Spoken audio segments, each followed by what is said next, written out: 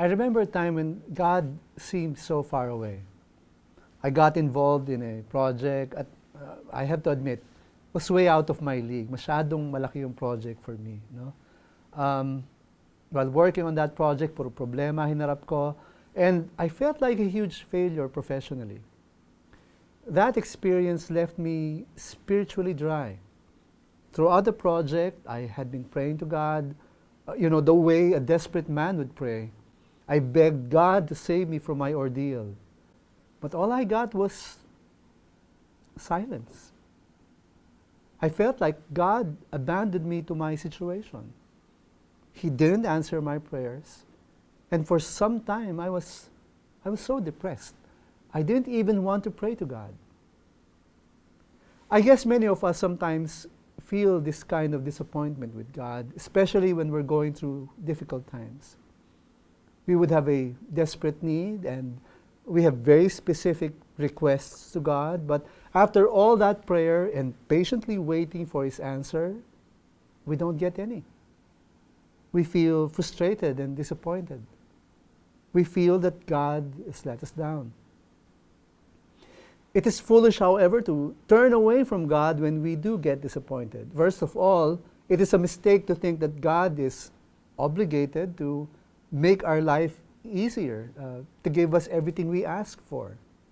God is God, and His ways are higher than our ways. His thoughts are higher than our thoughts. He is not there just for our comfort or happiness. We cannot pray to Him, "My will be done on earth." No, we pray for His will to be done on earth as in heaven. And His will for us is to be spiritually awakened. It is for our spiritual growth and maturity. It is about the development of our character, that we grow into Christ-likeness. And by some mysterious way, His silence is part of that process in shaping our character. So rather than turn away from God, we really ought to bring our hurts and frustrations to Him. Yes, even about His silence. Just like the lament of this writer from an Old Testament psalm. My God, why have you forsaken me? Why are you so far from saving me, from the words of my groaning? Oh my God, I cry by day, but you do not answer, and by night, but I find no rest.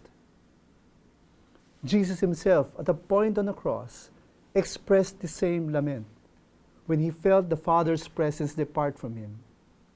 And it led to the accomplishment of Jesus' ministry on earth.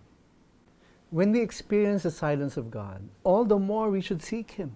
All the more we need to call out to Him desperately, not primarily to have our prayers answered, but for God to end His silence, for Him to shine His face upon us, to admit us into His presence once again. So if you feel disappointed with God right now, if you feel His silence and you don't feel like praying to Him, I urge you to stop where you are. Don't walk away from God. Turn around, yes, even if it is painful, and begin walking back in His direction. You may feel He's far away and He does not seem like He's answering your prayer, but if you continue to walk towards Him, and you earnestly seek Him out, and you humbly call out to Him, eventually He will turn His face towards you, and He will not be silent anymore. Because in ending the silence of God, as you seek Him with all your heart, faith matters too.